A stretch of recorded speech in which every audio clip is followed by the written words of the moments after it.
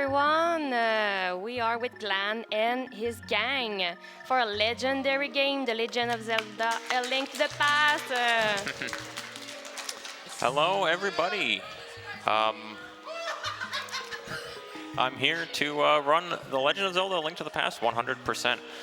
I'm joined with friend of the stream, Hyperendemic, on commentary. Morning. Slash comedic relief. Yeah, so ready to get started whenever? We're waiting for your call. All right, 3, 2, 1, go. All right, so as mentioned, this is 100%. This is 100% with major glitches, which is not what you'd normally see with this game, but very cool. This game has a lot of glitches in it. And we're going to see some stuff pretty quickly into the run here. First up, we got to go follow our uncle and get the sword and shield, and then after that, we're going to pretty much immediately go out of bounds on the way to rescue Zelda. So, we're going to do what's called EG, which stands for Exploration Glitch, which is kind of a outdated term at this point, but it's the name sticks after so many years. And basically what that involves is I'm going to be putting Link onto the wrong layer. So kind of most of the underworld in this game is kind of connected. As long as you can reach screen transitions, you can, go between different screens around the underworld. There's no kind of separate maps for each dungeon or whatever. You can just go wherever you want. So we're going to see that pretty soon. And yeah, something that kind of is introduced in the SNES era of gaming is layers. And in some cases in this game, you have collision on the upper and lower layer of rooms. So, kind of coming in here, we're in the lower layer, but we're going to go over here and get into the upper layer. And then I'm going to do a series of frame-precise movement here using the select menu to buffer them to clip past this railing. Just like that. And now I'm walking above the floor on the upper layer, and I can jump out of bounds into the lower layer. And now I can just move around kind of wherever I want. So this is actually one of the oldest glitches known in this game. It's actually really easy to do by accident in through some methods. Wait, you mean this isn't the intended way to do this? Don't tell Reggie. All right. I jumped in a hole on the way down here, which does something called arming EG. So that means that basically what happened is instead of landing on the ground like the game expects, I landed in a hole. And so now the game is still kind of waiting for Link to land on the ground, which can happen in a few different ways. One way is to get hit and get knocked back from damage. So I did a bit of a safe strat there where I used the pots to kill the guard, because if I get hit too early, it's really bad.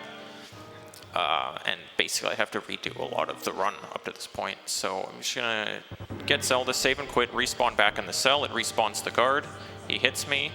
The game completes the ledge jump that it was kind of waiting for me to finish before and puts me onto the lower layer. So now I'm back in EG. Zelda told us to take the secret passage to the sanctuary, so that's exactly what I'm doing right now. This is like the secret passage. She didn't tell you which passage to take, just the secret passage. Yeah, exactly. And don't tell Hyper, but I do have a sword right now. He's always disappointed in me. And confused. He's like, what is that thing in John Zelda's hand?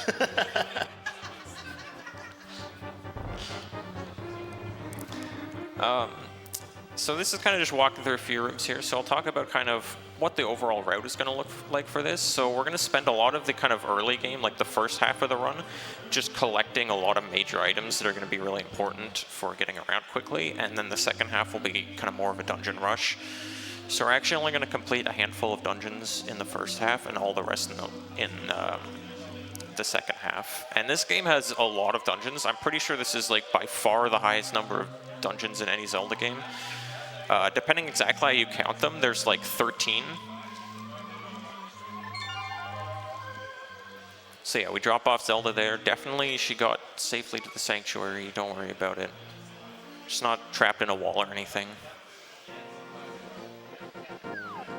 so first things first, we're going to go to Eastern Palace, which is normally the first dungeon you have to do. It's still the first dungeon we do in glitched runs, because we get the Pegasus boots when we beat it, which allow us not only to move quickly, but they're also really useful for a lot of glitch techniques and stuff.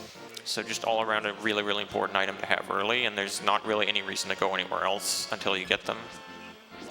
So we're going to get into Eastern a little bit quickly here. A little bit. We're going to just clip into this wall, if I can get it. Okay, get up on this cliff, and then, whoops. All right, there we go. Just jump. So we just jumped around the screen to the top in front of the dungeon, and then we went into the dungeon. Yeah, that makes sense. Yeah. You know. Other things that make sense is to give. Give to les gardiens virtuels, the virtual guardians. Thank you to Sangria Sharks that gave us $25. And she said, "Hi Glenn, you're cute." Hi Sangria, you're cute. This is a threat. Sangria's right, though. You are cute, Glenn. All right, so what I just did there was called a quadrant glitch. So by hitting the cannonball there with the sword and then releasing a spin attack just as it's about to push me back, I basically tricked the game. There's not really a good way to explain this other than the game gets confused about where Link is, and it makes screen transitions break in a very weird way. But it's okay, because after this, I'm back to normal. We get to the big key a lot faster this way. The game isn't the only thing that's confused right now, honestly. Yeah, that's normal. The rest of this dungeon is going to be pretty normal after we get the bow here. The second half of Eastern is mostly just kind of a combat trial, but a few action rooms and stuff like that. First, there's this dark room here.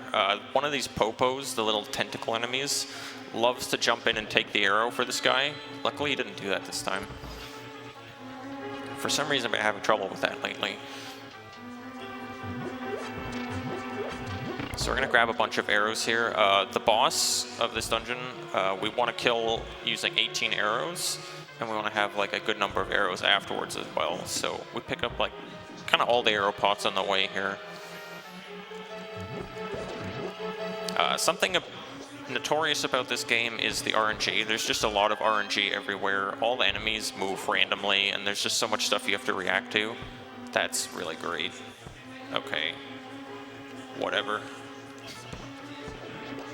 Don't worry about it. Scour 30 arrows. So here's the first boss, Armos Knights. You're supposed to hit each of them with arrows. 3 arrows each. If I do this right, I should skip the last one turning red, which makes it regenerate up to full health. Just like that. And I'm going to use the lamp there twice. That's going to set up some memory for a later glitch in a little bit. We're not going to worry about that too much yet. But we get our first dungeon clear.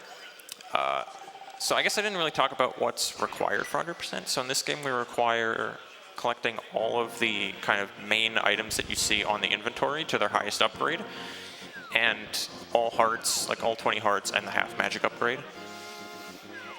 And we do also require all dungeon clears. Since there are a couple dungeons, like Agnum's Tower and Gan's Tower, that don't actually give you an item when you beat them, we do actually kind of have a separate requirement just for like bosses defeated and dungeons cleared, which a lot of other Zelda games don't have that requirement 100%, but yeah, so we get the Pegasus boots there from Sahasrahla, and we're gonna go rob him, take his life savings.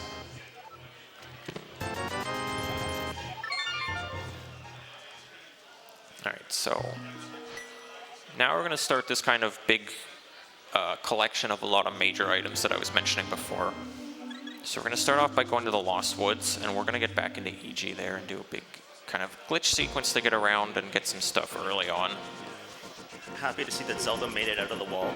Yeah, she was fine. I said she was fine.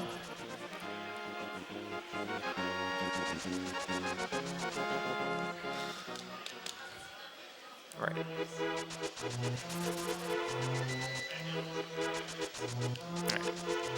So we're going to grab the mushroom here. The mushroom's going to be actually pretty important in just a little bit.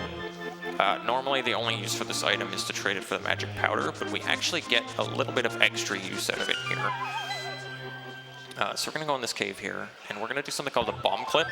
So you may have noticed, or you'll definitely notice after this, that all the clipping in this game really involves diagonal walls. So I'm going to dash into this bomb and have it knock me into this diagonal wall here. And now I'm back in EG. And we're going to go over a couple of rooms, and I'm going to do a method of a glitch called fake powder. So I'm doing a bow dash there, which is dashing using the bow at the same time, and then switching to the mushroom in the middle of the dash and jumping down this ledge. And basically, while I'm dashing, it thinks that I'm using the bow, but then when I switch to the mushroom, it basically says, okay, you're using the item in the mushroom slot now, and it makes me use magic powder. So then I just end up getting the half magic upgrade from the magic bat there, which is super nice to have this upgrade really early into the game. Upgrade? What do you mean? You broke your magic meter. Oh, yeah, it is actually a curse. But, you know, unfortunately it's required, I don't know. Alright, so get the Cane of Samaria there. This is the most broken item in the game. You'll see a lot of use of it in this run.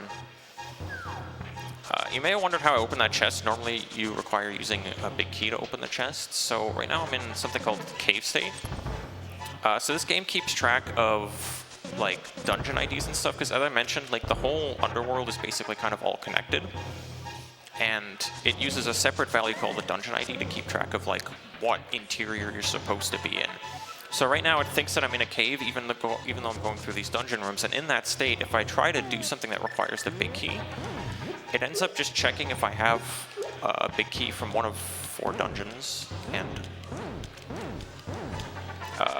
since one of those is Hyrule Castle, I get to just do that and open the chest. And I just did a glitch there called Samaria Transition Corruptions. I'll have to explain that one later more. But basically what it is, every time I did that, I did it 7 times, it kind of loaded that I was in a room 1 to the north of me, even though I didn't actually go there. And then when I clipped and transitioned south, it basically acted as if I was coming from that room 7 to the north of me, and put me way up here towards Swamp Palace. So I'm able to grab the hook shot, which is another really, really important glitch item. And a couple of rooms over, we end up getting the Moon Pearl, which is another really important item in this game.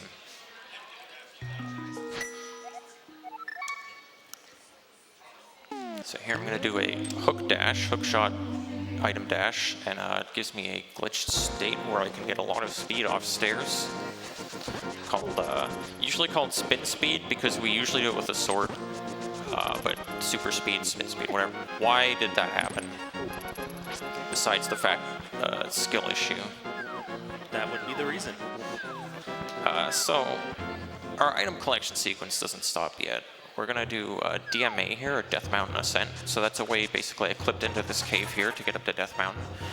Normally requires you to lift a rock with the Power Glove, but we got past that rock. And it'll allow me to get the magic mirror from the old man, and then I'll be able to go into the Dark World up here and do something called Death Mountain Descent, where I clip off the mountain in the Dark World, which you're not normally able to get down from the mountain. And those 2 techniques together are very, very useful for, you know, glitched runs or glitch randomizers or whatever. Because the only Dark World portal, aside from beating Aghanim, that doesn't require the Power Gloves to open is the one on Death Mountain.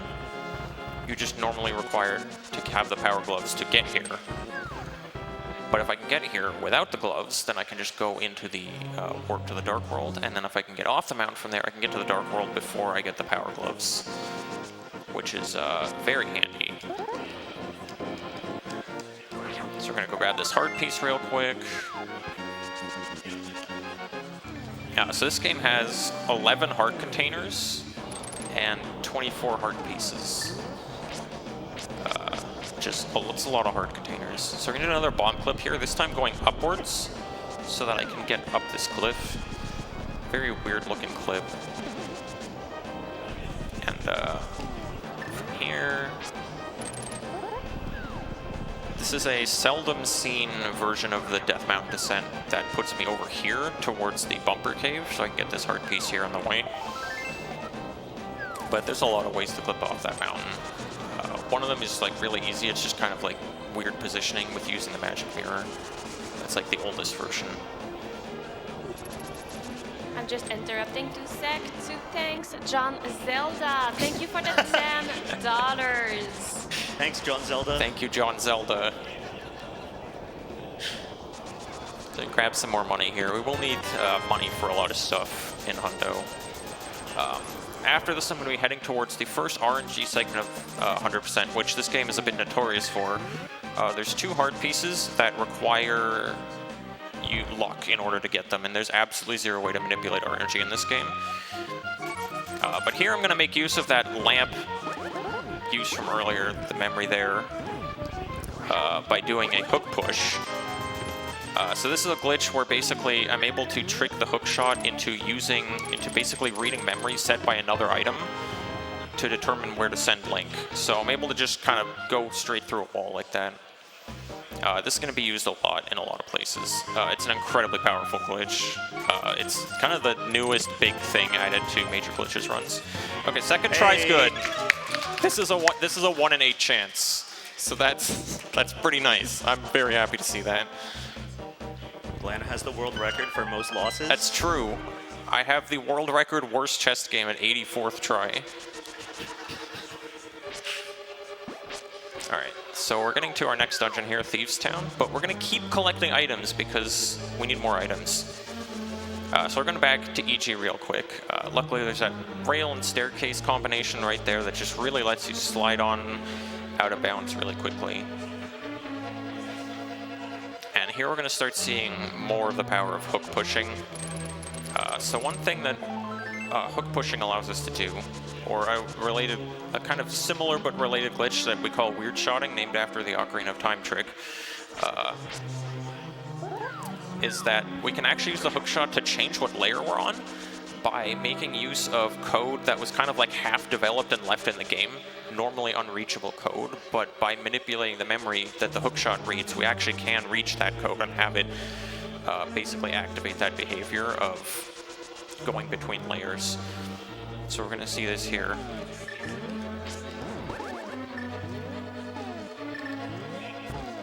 And all of this falls into like a broader classification of glitches called misslotting, which is basically where we force some object spawned from an item to basically spawn into a part of memory that it's not meant to be in, and it basically causes a lot of conflicting issues because it writes and reads from like memory addresses that normally are used for other things. Nice chest turn. That was completely unintentional. Glenn, can I say that you're very popular in the chat, in the donation? Because we have Anime Play with a $25. Thank you so much. Saying hi, Glenn. You're cute. You're also cute. Hyper, can you please explain why Reggie left these glitches in the game? Oh, okay, yeah. Well, if Reggie didn't want Glan to use these glitches, like, he just wouldn't have left it in the game, honestly. No, that's all I have to say. Yeah, I mean, you can't argue with that. So we end up getting out of EG there. The room below this actually has a property to it where it kicks Link back to the upper layer. So by doing that right beside the screen transition on the north, we can just touch the screen transition even though we're in a solid wall. So we got the red mail and the hammer there. We also got the big key in Ganon's tower, which because of the dungeon ID stuff that I mentioned before, gives me the Thieves Town big key, because I entered into Thieves Town and I didn't leave, so the game still thought I was in Thieves Town based on that loaded dungeon ID, despite me going to other places.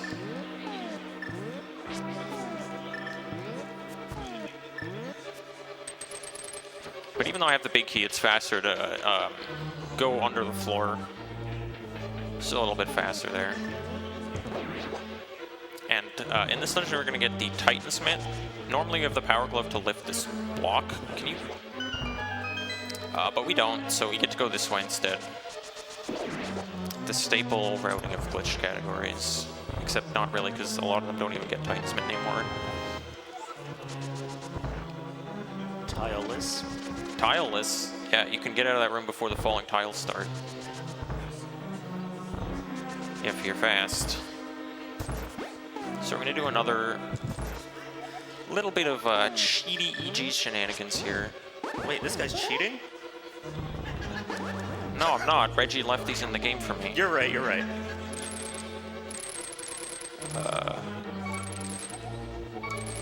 Alright, there we go. So if you remember this dungeon kind of casually, you're meant to go up into the upstairs portion and bomb open a hole so the light will shine into the boss room and you can expose blind. The hole is right here, actually. And this hole is very weird. For some reason, you can actually hit it from the lower layer, and I can use a bomb. We use bombs to do weird shots, so we can actually use the same bomb that we used to blow it up to get up there, and the hole actually drops us into the boss room. So here's blind. This is not how this room normally looks. Don't worry about it. I'm just gonna menu here. There's a glitch when you do that. Basically fall down the hole and activate the fight. Okay. Yeah, I actually want him to go down there.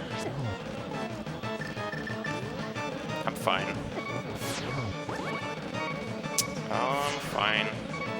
I'm not fine.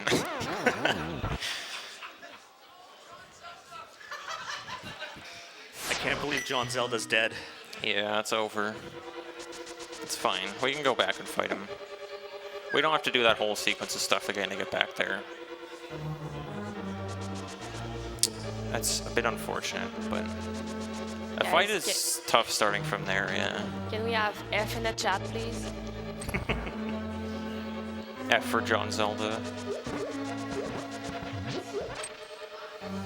Okay. The fight is harder starting from here, but we have the Cane of Samaria.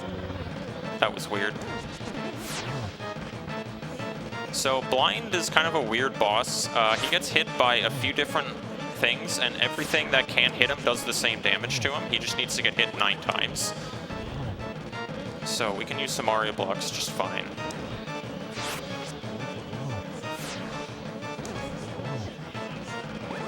Really?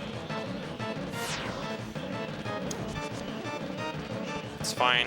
It's fine. First try.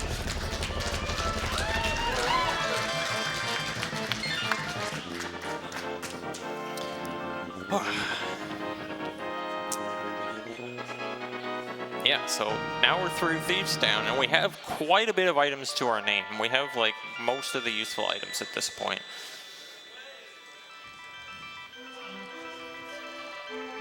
Here's the song they stole from Ocarina of Time. Yeah, they've stolen a couple things from Ocarina of Time, huh? Yeah. I can't believe Reggie didn't have any original ideas for this game. Yeah, they also stole the Master Sword from Ocarina of Time. That's crazy. It's okay, we won't see it in this run.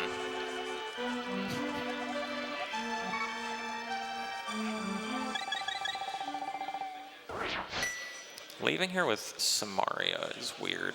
I need to remember to mirror. That put me in a weird state called Fake Dark World. So just kind of similar to the Dungeon ID kind of thing, the game keeps track of whether you're in Light or Dark World separately from what overworld screen you're actually on. And if you die in the Dark World dungeon before beating the first Aghanim fight, it ends up switching you to being in Light World. So you can just fix that by mirroring. It's a weird thing. It's useful in some cases. In other cases, it's not at all. So I'm gonna grab the flute here, which is our legally distinct Ocarina of Time. I mean, it's another thing they stole from Ocarina of Time, right there. Yeah. And then we got our other RNG game coming up here, the digging game. Oop. So how this works, Stole Dampe's minigame from Ocarina of Time. Like, come on. I know. It's crazy. So how this works is you get 30 seconds to dig as many times as you can. Every dig from the 25th and onward has a 1 in 32 chance to drop the heart piece, which with good strats where you get 37 digs works out to be about a 1 in 3 chance to win. So hopefully we're not here forever. Every retry of this game costs like 40 seconds, so...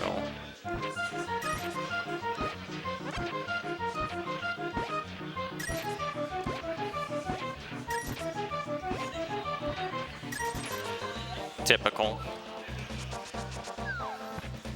It's okay, we can keep trying, we have the money. But first, I have other business to attend to. We're gonna go mirror here and steal this guy's heart piece.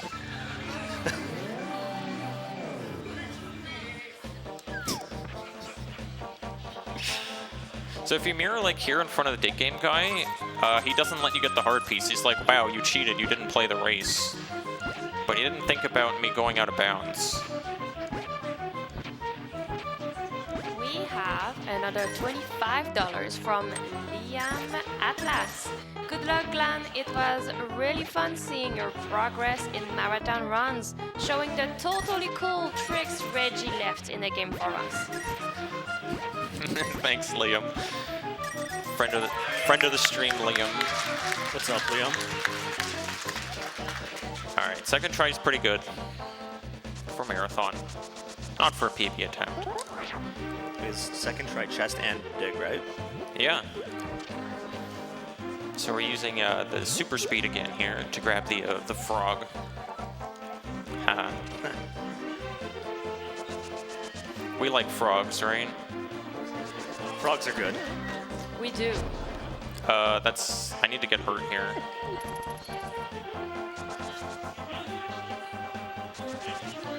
I need to take damage here for a trick coming up in a little bit.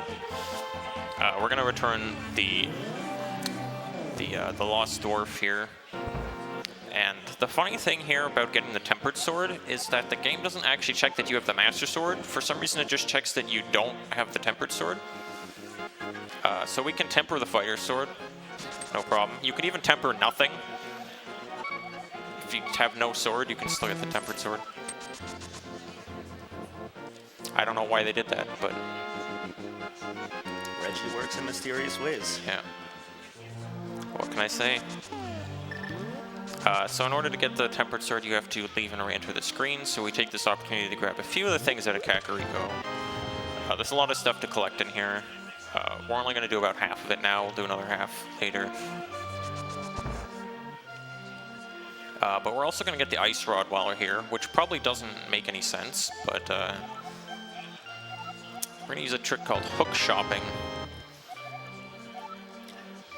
Such a great name for a trick. You'll see why it's called hook shopping in just a bit. So you're going to activate the flute. So this is like our fast travel option. It's also required because it is technically a different item than the inactive flute. So it's the highest upgrade. I actually never thought of that. Yeah, like it is literally a different value in the save data on that item slot. It's 3 instead of 2. Okay, so we have no bombs, but that's not a big deal because we're going to buy bombs here.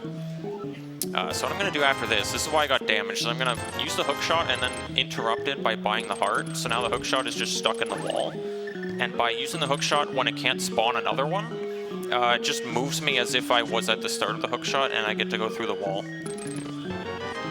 So hook shopping. And it turns out that the Ice Rod Cave is right here.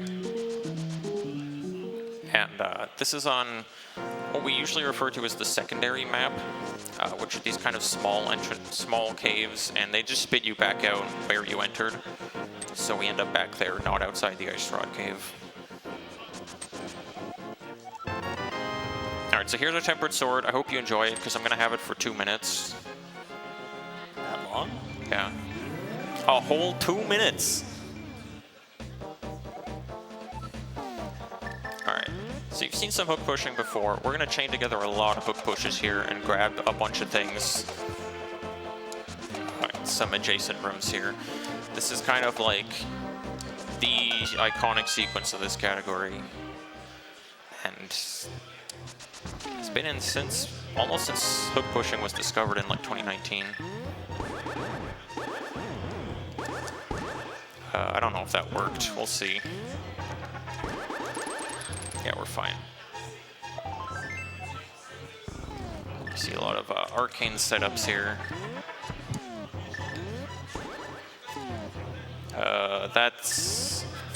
I think that's fine. Had Glan show me these and explain them to me many times, and I still don't understand a thing what's going on. There are few who do. This is like one of the most complicated glitches in the game. There's only a handful of people who like fully understand it. So, alright, so here's the Pyramid Fairy. This is actually the Pyramid Fairy's room, but it doesn't have to be, because which fairy you get, either the Pyramid or the Waterfall Fairy, just depends on what world you're in. So because we're in Dark World, it's the Pyramid Fairy. So technically, if we went to the Waterfall Fairy's room, we'd still get Pyramid Fairy, but this is actually the Pyramid Fairy's room. Can I just say that she's amazing, beautiful, and I love her so much? Yes.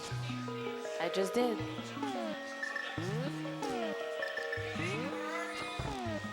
Yeah, big girl. Who's Link? Who's Link? This is John Zelda. I messed that up. Okay, let's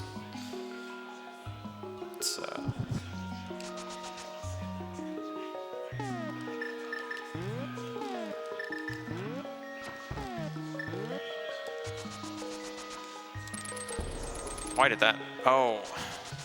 Okay. I won't mess it up this time. Wait. Doing this while you're not able to see yourself is a little annoying sometimes. There we go.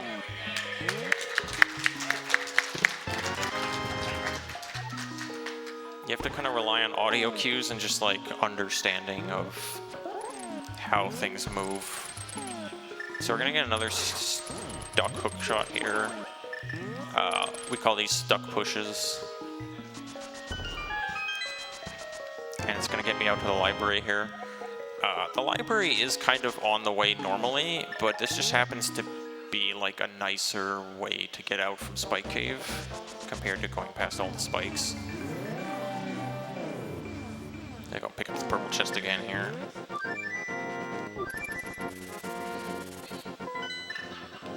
I did not want to go here. I don't know why There's like a small optimization you can do where you can like hold the input to select and then press right afterwards. And I don't know why I try to do it when I end up just going to the wrong place. So now we'll finally get the magic powder here. We're trading in the mushroom. After we got half magic, and I need full health, so we're gonna talk to the assistant here, who became Maple in the GBA version. Wait, they stole Maple from They did. Oracle of Seasons? They did. That's crazy. Only in the GBA version.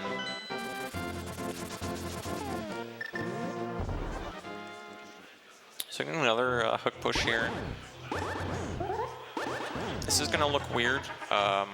This is another instance of an STC, like I talked about earlier, Samari Transition Corruption. But this time I'm gonna be doing it kind of in a door like this, and loading that room to the east. So I'm loading the chest contents of the Mimic Cave that's just to the right here. And it's not just kind of cloning the contents, it's actually like going to set the open chest flag in that other room there. So it is basically as if we opened the Mimic Cave chest just from a different room. Of course, this guy gives me the worst RNG. He's actually been pretty nice to me lately, just not today, I guess. And in the get the shady guy to open the purple chest for us here. So we're almost done this kind of sequence of collection, and this is the last, well, I guess kind of the last big like chain of just like hundo collection. This one's getting a lot of heart pieces though.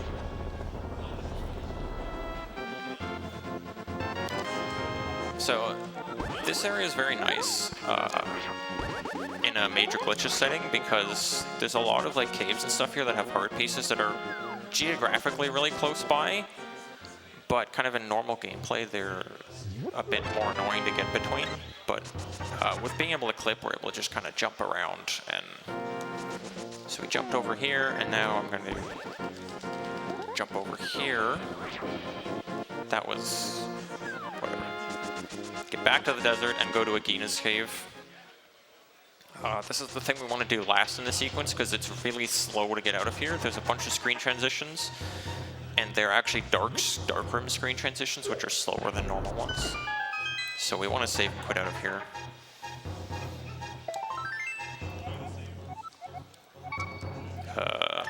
Nice.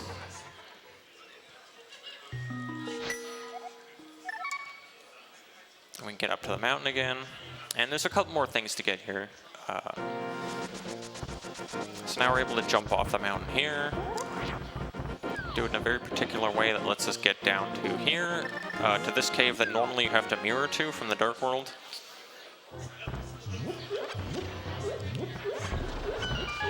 Grab these hearts. We're going to need sword beams very shortly for another hook push.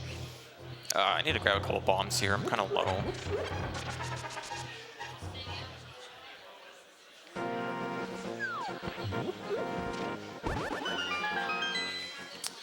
And the magic cape is here. So you're supposed to bonk into that grave to open it, but it just checks that you're touching it and dashing, so you can just stand sideways and hit dash and then it opens. It's very, very cool. Again, Reggie works in mysterious ways.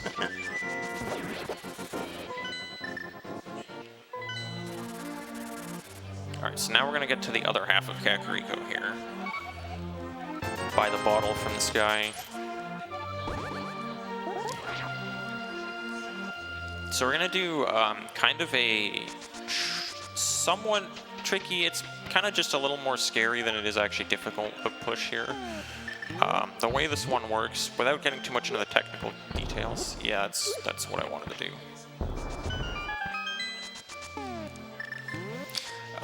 Basically, I have to get a frame perfect buffer or I won't be able to make the distance that I'm trying to go here.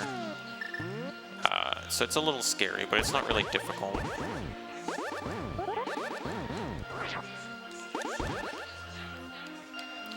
Okay.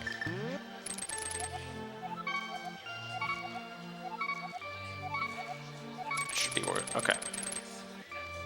Yeah, you just get like exactly enough distance there, and if you mess up a little bit, you'll end up not going far enough, and you'll be stuck in the wall. You'll have to save and quit. So this is actually we call it the Mire Shed. It's just one of the, like, buildings beside Misery Mire. There's a hard piece in it. You can just go quickly like that. Otherwise, we'd have to take kind of a detour around the overworld. Just a little bit nicer like that. Okay, that's weird. It's not helping the bomb situation. I'm gonna be fair, I've thrown a bomb there for randos all the time, and I've never seen it just blow the wall. I don't know. It's happened to me a couple times. I don't know. Alright, so onward to Skullwoods. Well, we're gonna be going to Skullwoods, but we're not... We're gonna kind of beat Skullwoods, but not really. So we're gonna take advantage of the kind of everything is connected idea. And it turns out that Skullwoods and Palace of Darkness are right beside each other. So this is gonna create a particularly fun little sequence that we can do, where we end up going from Skullwoods and fighting Helmsur King. So we're going to do a Samaria Transition Corruption here, which is going to load the chest contents from the room to the north, which has the big key here. and then transition me as if I started from there, so I'm in here and I can just leave and re-enter to fix the camera. If you kind of have a broken camera like that, which happens with some glitches, you end up getting kind of like a coordinate desync thing if you take those transitions not at the edge of the camera. That's not right. All right, let's do this for the fans. Yeah! To the fans and to Final Pee-wee, thank you for your 25 bucks. Very kind of you. All right. So we're not actually going to fight the boss of Skullwoods here after getting the Fire Rod. We're going to go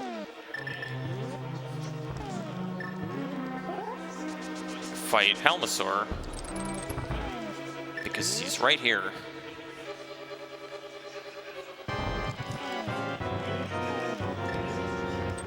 And this is going to kind of have a weird thing happen.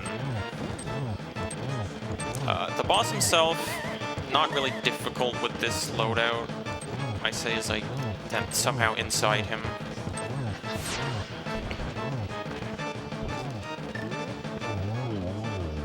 Okay.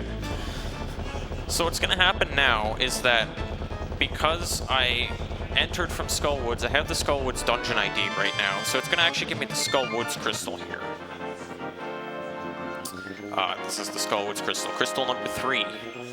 But because I fought Helmasaur King, I'm going to exit out of Palace of Darkness after this cutscene.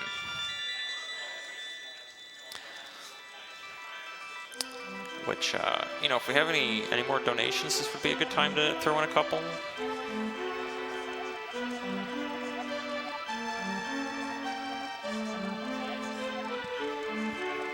Thank you so much, Debsuki, for the $25. Enjoying Zelda Glan. Hyper's mom. Hi, Mom. Thanks for the donation. Hi, Hyper's mom.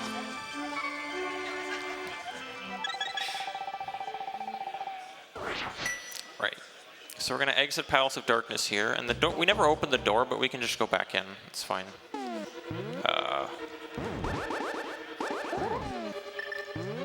And so what this is going to let me do, I knew it. This is really finicky. With a bad thing that can happen sometimes. Happen again.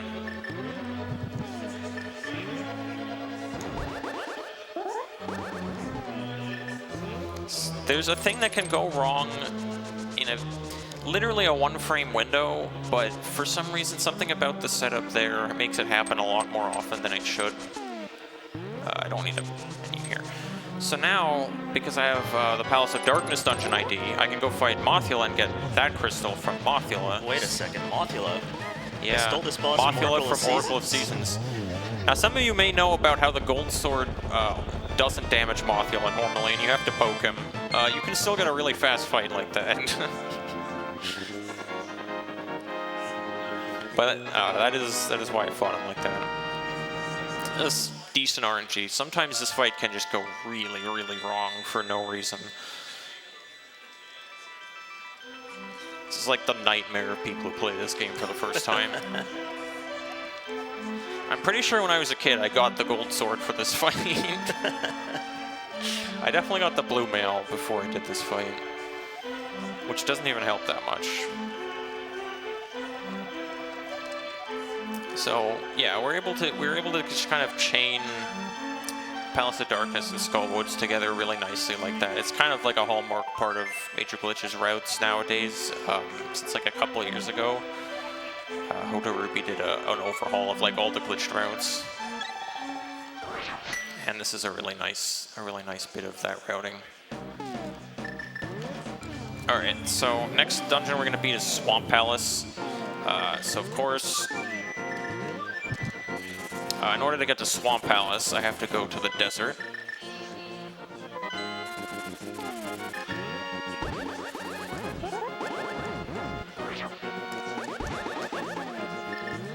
An overworld hook push here, which is not something seen very often. But, oh no, I hit that vulture. hope that doesn't happen again. Yeah, I don't know how I could make a mistake like that. He's just sitting there. Oh. Pressed X by accident. Oh no. Oh no. This guy's really tough to get past. Watch out. Oh no. No. Alright, save. Oh, save. okay, we made it. Save. We did it. We got past the BMOS. Anyway, I'm about to die. In a hole. There's a hole in this room, right? Yeah.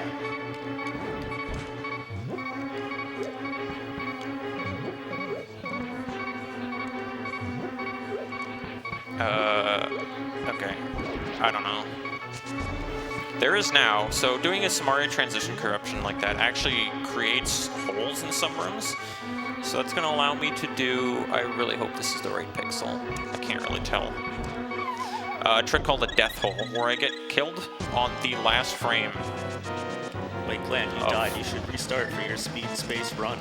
You're right, actually. Anyway, here's Argus. Wait, no, this is Wart from Majora's Mask. Oh, Reggie yeah, didn't you're have a so right. single original idea You're for so this game. right.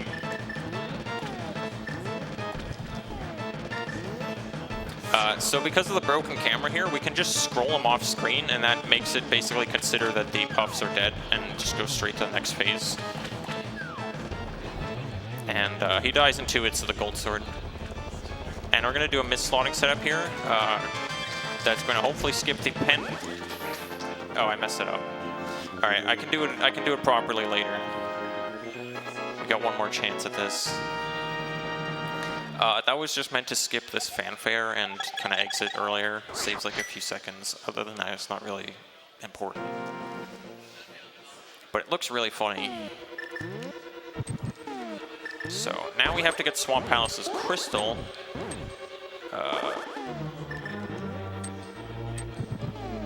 If I can do this properly.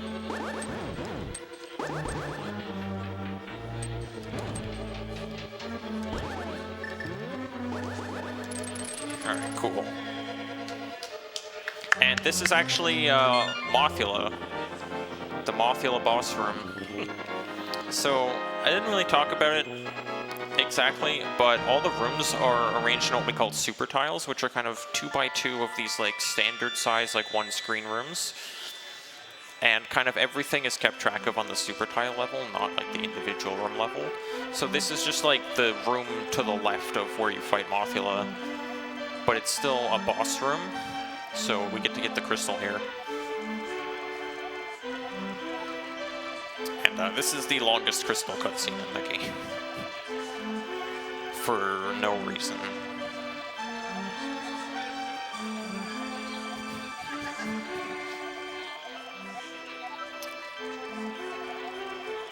Alright. Now, fortunately, after this, we have to do the unthinkable at no reset. I'm really sorry. I'm really sorry, no reset staff, but I'm resetting the console. Are you allowed to do that? Like, the event is called No Reset, and you just reset the console. Yeah, I'm sorry. I hope they have me back next time. I think Where the am I run's going? invalid. We saw nothing here. Nothing to see here, right?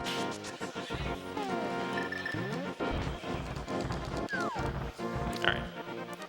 But yeah, we have to do a reset there to clear some memory for something later. We can't have that stale memory sitting around. We don't even get to manipulate that stale memory. It's not in this game.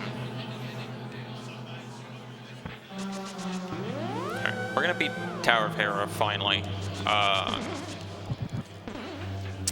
If you remember playing this game as a kid or whatever, and Moldor being horrendous, you should have gotten the gold sword first. True. Anyway, he's dead. Like, if you struggled with this guy, it's just a skill issue. Yeah, just get the gold sword.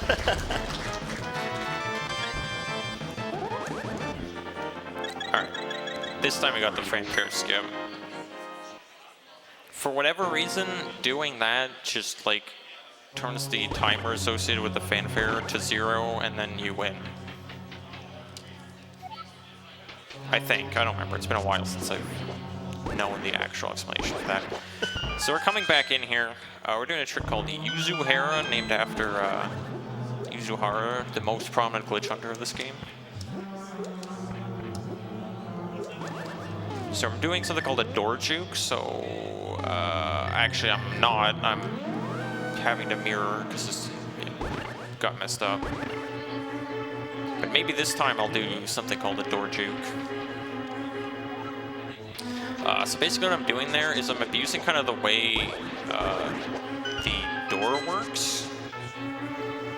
And if you're holding things in a doorway, which you're not really meant to do normally, it can actually snap linked coordinates to multiples of 8 pixels, and by doing that, I can just get right past the screen transition trigger and then hit it from the wrong side and go over here into Oblivion.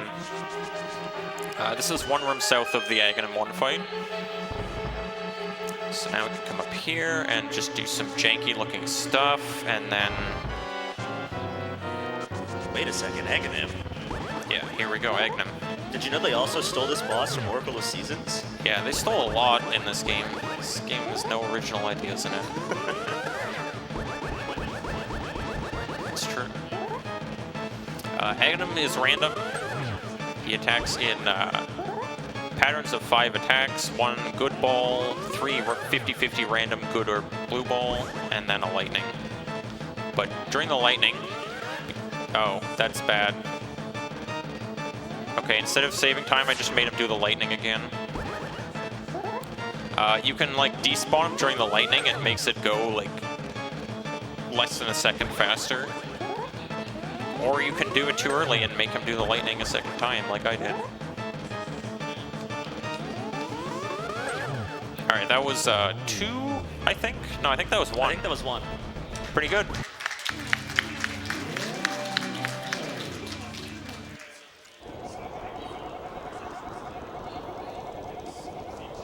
Alright, and of course Aghanim is defeated as part of the all dungeons requirement for Hundo. Which, yeah, you don't get any sort of, like, item as a prize for beating that dungeon. So that's why we have that kind of specific, you have to beat all dungeons.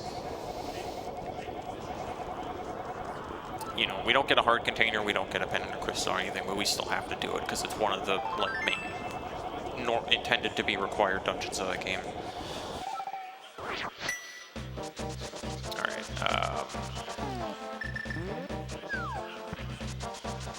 so grab this heart piece on the pyramid quickly, and then we'll go back to the light world. Unfortunately, now that Aghanim is defeated, we have to go back to the light world if we want to save and quit in the light world. This is actually a safety thing. It's a couple... No, this is not the right place. It's faster to float to the mountain, but it's possible to soft lock. And this is only like a couple seconds slower or something, so... Just a safety route.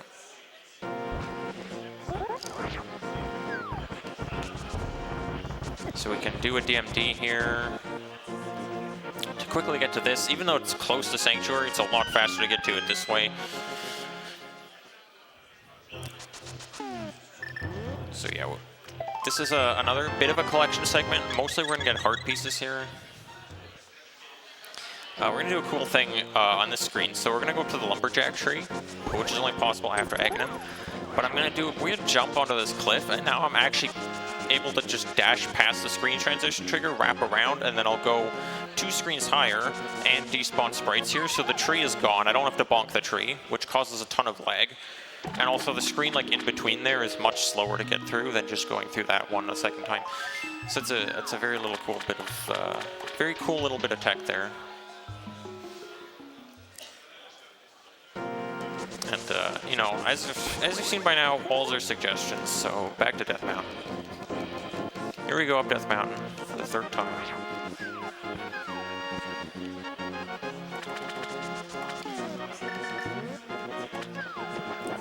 And we're going to get the Ether Tablet here. There we go. It's a bit finicky to get back and bounce, so you can actually walk around in the cloud area, and kind of like, what's the word? clouds are actually water in this game, or part of them are, which is just, you know, kind of weirdly accurate for no real reason, because clouds are actually water. Yeah, who remembers Blue Hyrule? Iconic Blue Hyrule. Yeah, so actually Death Mountain actually uses a separate tile set, but it doesn't load in if we just like screen transition up here. It only loads if we go through the cave. So, I'm gonna just clip up here. It's a little bit faster than using the rock. Okay. We're gonna be using this blue potion pretty soon. So after we grab the Mirror Shield out of Turtle Rock, we're going to use the blue potion to do a trick called a Yuzuhara's Bottle Adventure, or a YBA, which is a glitch where you use a potion and hit a screen transition on the same frame. And it has a variety of effects depending on what kind of potion and what kind of screen transition. Yeah, we're going to do an SDC here, and then it's going to load the big key into this chest. And then we can just grab the Mirror Shield. Remember that time you forgot the Mirror Shield? I do remember that time I forgot the Mirror Shield. I got the big key, I did not get the Mirror Shield. Very, very good gameplay. Oh, oops. So I'm trying to line myself up right against the screen transition there. But yeah, doing a blue potion YBA here is going to do what's called a fake flute. It's going to bring up the flute menu. Fully operational. The problem is that we're in the underworld and you're not meant to... It's a bit finicky, yeah. I'm trying to do it in a way where I can't accidentally drink the potion. Can be a little finicky. There we go. So the result of this is that the game kind of explodes. That's unfortunate. I wanted more money than that. So what the game tries to do is it tries to load in overworld collision while we're in the underworld, and for some reason the overworld and underworld are just kind of like programmed very differently in this game for like no real reason. Link to the Past is such a beautiful game. This is exactly as I remember it as a kid. This is Plaid World. Why am I having a skill issue?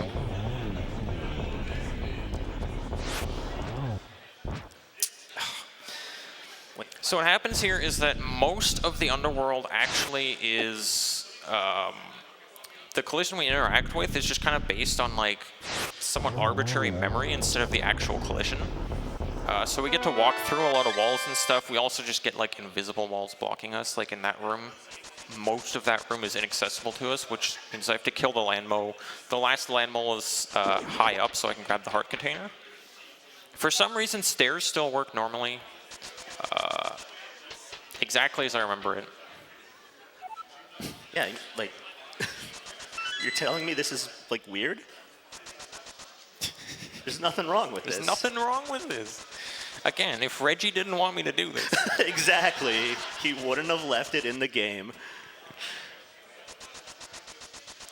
So this is really useful for just kind of boss rushing. We're going to kill 3 bosses in this sequence. So here's Trinex. He looks a little sick this time, though. Sorry, Trinex. And he has a weird property where his shell is actually like tiles, so it ends up moving around one of the layers. Very trippy. Simply as a reminder that no drugs is allowed here in NoReset. Thank you. Why would you give us that reminder? This looks completely normal. I know, right? Right? It's like if we had drugs for free. Thank you, guys. Very kind of you. Generous. I mean, I did have to drink a potion to get here. So. Oh, okay. The medicine, no, the cure-all medicine, that's what it's called. So here's Vitreous. With a 2-pixel lineup, we can just dash through them all.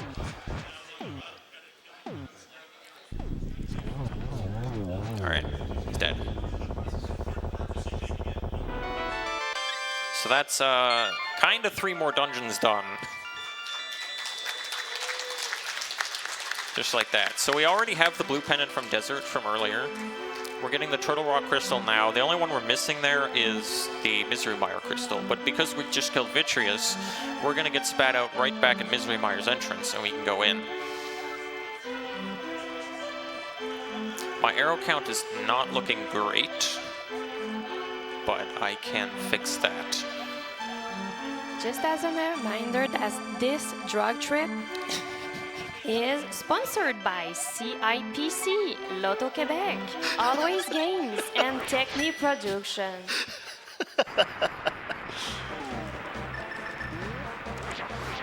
We're back to normal.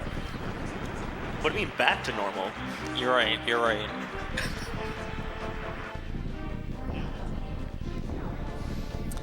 So we're gonna enter Misery Mire here, and then we'll be able to get the Misery Mire Crystal once we have the dungeon ID loaded here. Okay, this should work. We're gonna just do a hook push back to EG. And this time we're now gonna go over to Trinex's room, which isn't too far away from the Misery Mire entrance.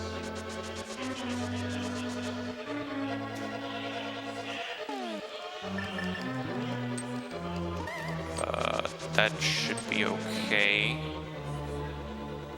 So we're not going to grab it right away. I'm going to do a little bit of camera manipulation to get a fanfare skip.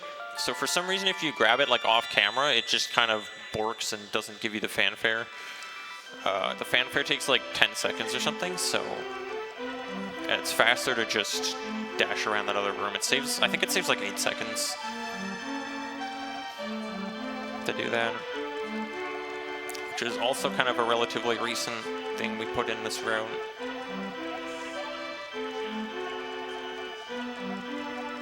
Alright, so we only have really 2 dungeons left, Ice Palace and Gans Tower.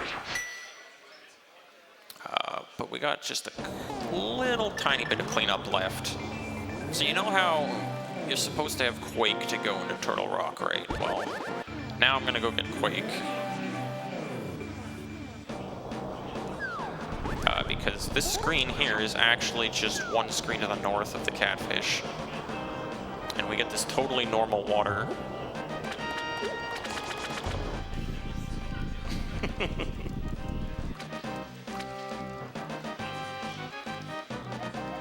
This bonk here sets up something called a quick warp, which I haven't really talked about, but I have been doing it throughout the run. There are certain camera positions when you use the magic mirror or use a like Dark World portal that make the animation, I think it's like 36, 34 frames faster, I think. Like half a second faster. So there's just a lot of like visual cues for where to do that. The bonk is just a perfect lineup for that there. And wait, I forgot to get the money. Okay, we gotta take a detour here. I'm too poor. Mood.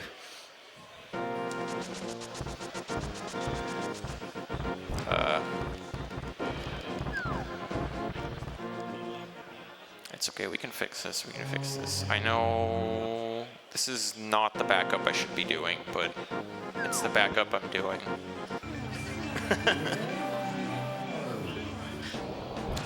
Why am I, okay, there's the 1 rupee. Wait, I can't see the visual cue for this anymore because of my mirror shield. I don't even know why I'm going this way. I just wanted to do that trick again. Say hi to the Lionels. Yeah, so in Plaid World, you're able to get like basically infinite money. Basically, there's like a glitch like rupee floor tile collision.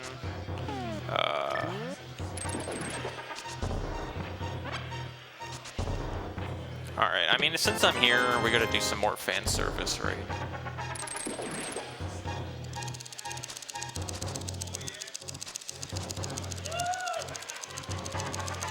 Yeah!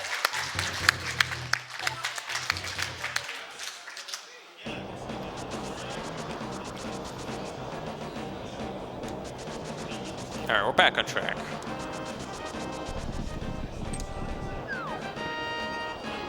I do have to hold down there.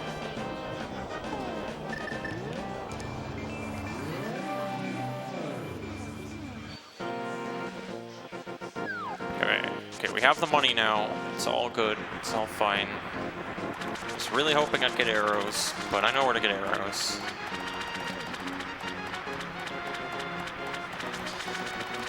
I think I'll get a bomb here too, maybe. Yeah, there we go. The Zoras are on the bomb prize pack, which is a 100% drop rate, so you should kill one, get a bomb. I don't know why it has a 100% drop rate, but...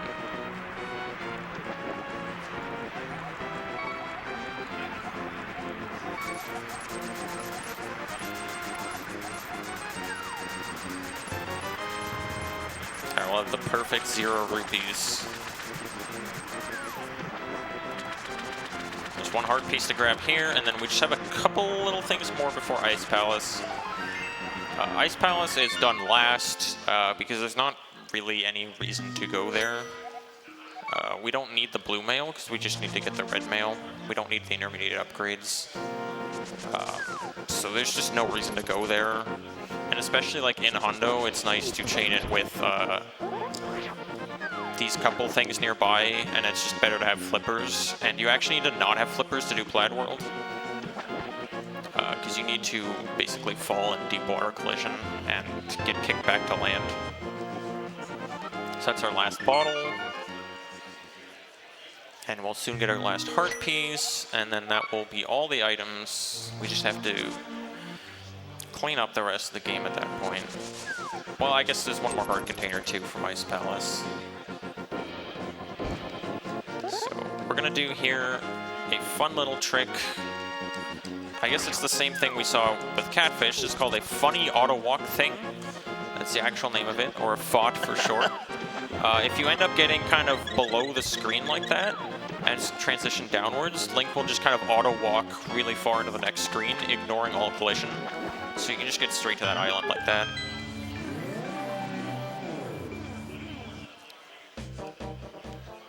And Ice Palace. Wait, I did this wrong.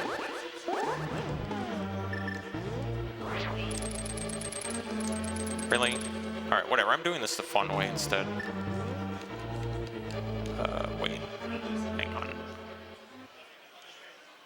Do this the fun way instead of the EG way.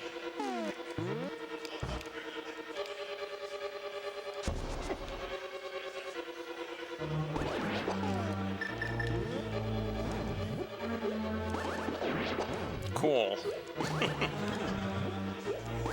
Remember what I said about enemy RNG like an hour ago? This game is wonderful.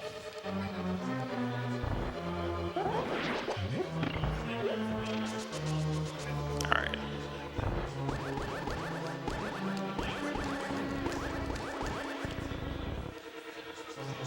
Icebreaker.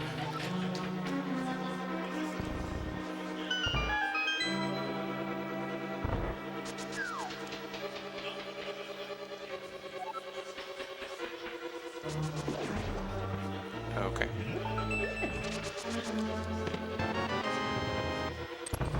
So by doing that trick, we not only get in here kind of faster, but we... Oh god, that is not right at all. But we end up getting in here with the unexpected orientation of the pegs. Kind of the big puzzle of this dungeon is that you're forced to get here with the blue pegs up, and then you have to do a big loop around to get here with them down so you can push this block, but we're not doing that. And I gotta get my arrows here. And pull that thing, apparently. I have literally no idea why the game did that.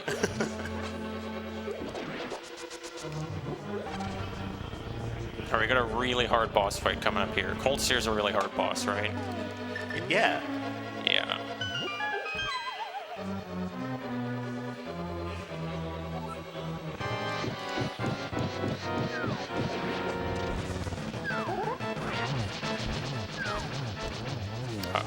Oh, he actually got me! Alright, it was a close one. I almost died.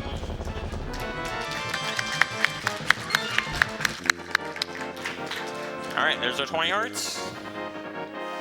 We've got everything we need. We just need to beat the game now. I mean, we need to beat Ganon's tower, but it's annoying to get to Ganon without doing that anyway, so... we could get in a couple donations if there are any. I wish, but right now, no donations. Just as a remember, we are gathering money for the virtual guardians that help young people on some Twitch in Quebec. Some workers there are also bilingual. So if you have trouble with your mental health, anything, they're there for you. So please give generously for the virtual guardians. Very important cause.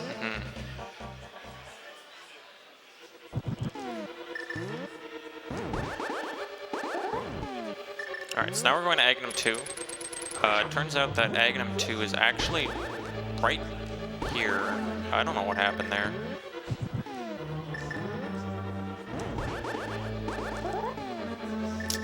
Okay, this can be finicky sometimes.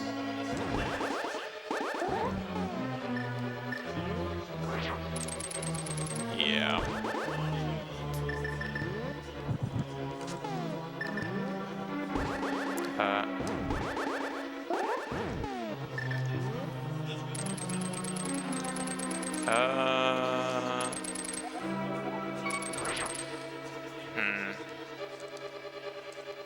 Oh, that's great.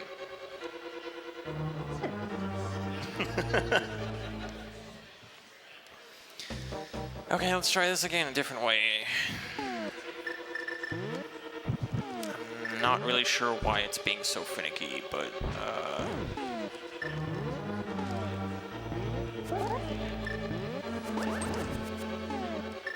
that should work.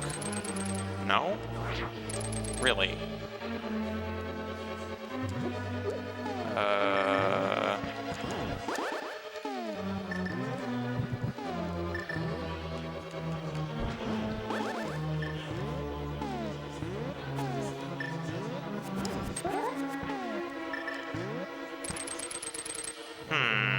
Reggie must have heard us making fun of him.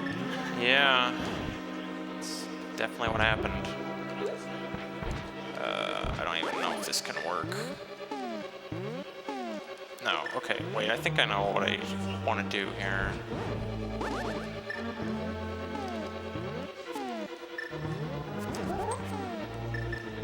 I think like that, and then, no?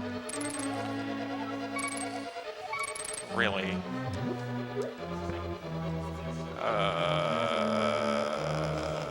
I don't, okay, you know what?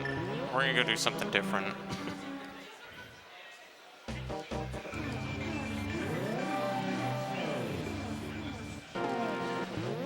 I'm gonna save and quit just to be safe here.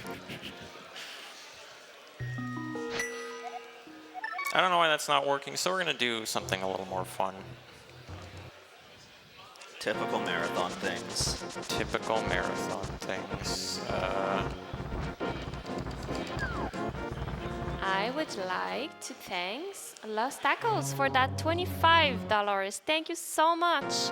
We are $319 away for the spicy sauce challenge. So give. Thank you very much. Okay, so we're gonna do a clip here called T-Rock Climb, Turtle Rock Climb.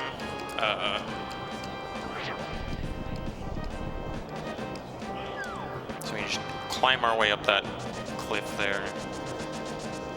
And then I'm gonna go into Turtle Rock. Okay, whatever. We're back here.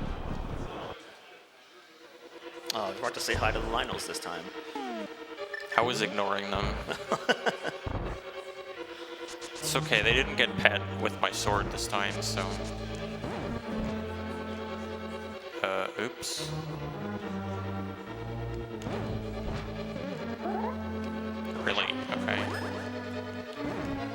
Wow, the mirror shield did something.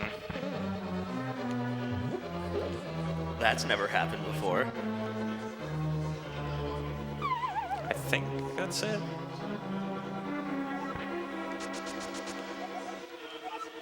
Thank you to my friend H Turtles for the $20 Zelda, a link to Maybe the past not. hype. Thank you so much. No, okay, I did that wrong. It's been a while.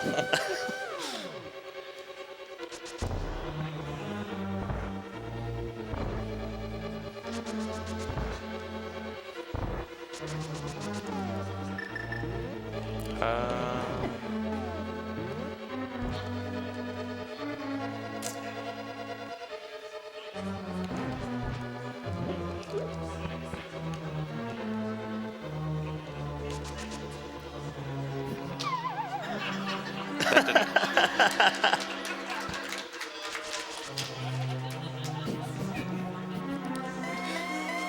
I got the slow poke.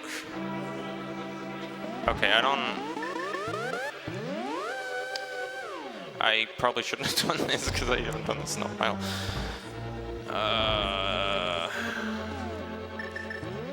I think this way works.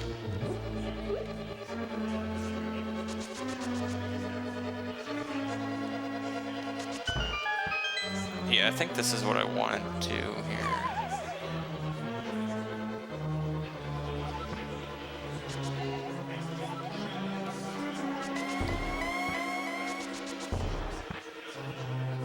Yeah, there we go. Okay. First try. First try. Anyway, we get Rainbow Link.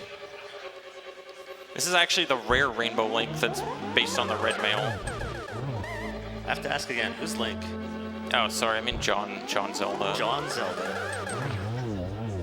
Alright. I actually need magic.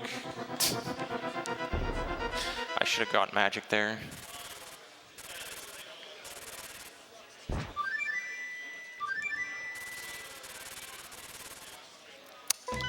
Alright, we just have Ganon left. I do have to go get some magic first. What's the way to do that?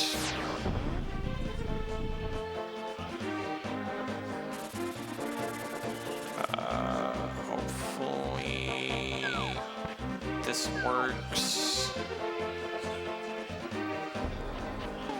I hope I have enough magic to do that. I do not have enough magic to do that. Okay, fantastic. Where can I get magic?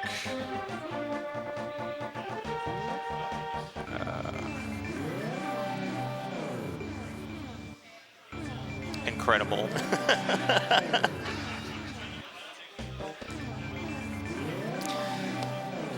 Oh, the end of this run is...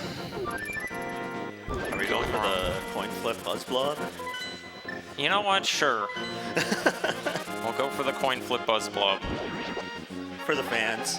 He did it!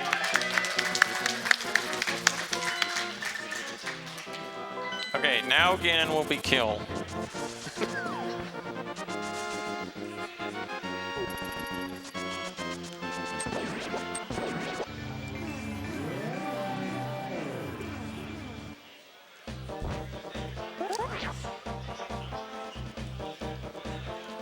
Alright, so luckily in Hondo we have the silver arrows. You can beat Ganon without the silver arrows. Takes longer. But we get to do some fun stuff.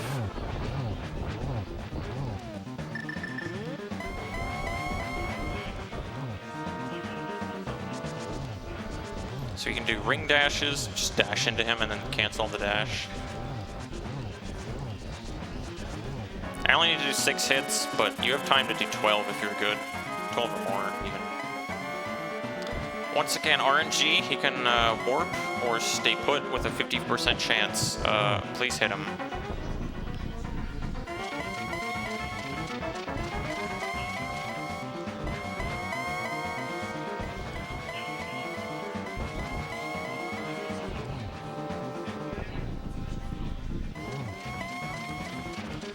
Can't believe they stole the first boss from Echoes of Wisdom for this game. Yeah.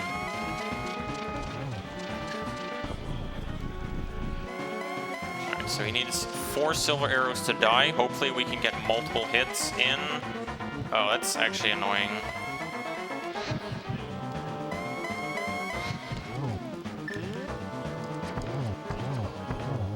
Nice.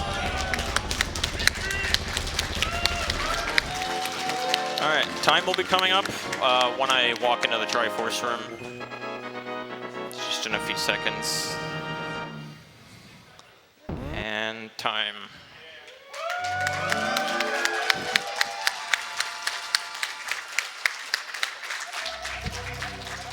Alright. That was A Link to the Past 100%. This game has a lot of glitches, as you can clearly see. Wait, there was glitches in that run? Actually, you're right. It was all intended. Exactly. It's all intended. Yeah, so I guess just a bit about me. I'm Glan, and I'm focusing on mainland Zelda runs right now. Probably going to be moving on to Four Swords Adventures after this, so that's pretty cool. If you want to check me out. Want to do any shoutouts? Not really. How about we shout out Hyper Endemic running next after me? It's that guy. Who is that guy? Good job, Glan. Yeah. So we'll have a little bit of animation in French right after, but don't worry, English speakers, because we will be back right after with another Zelda run. This time with Hyper Endemic, Ryan, and Ford 522. Stay tuned. It's the old schedule. Thank you also Michel Fafard pour le $25. Thank you for the $25.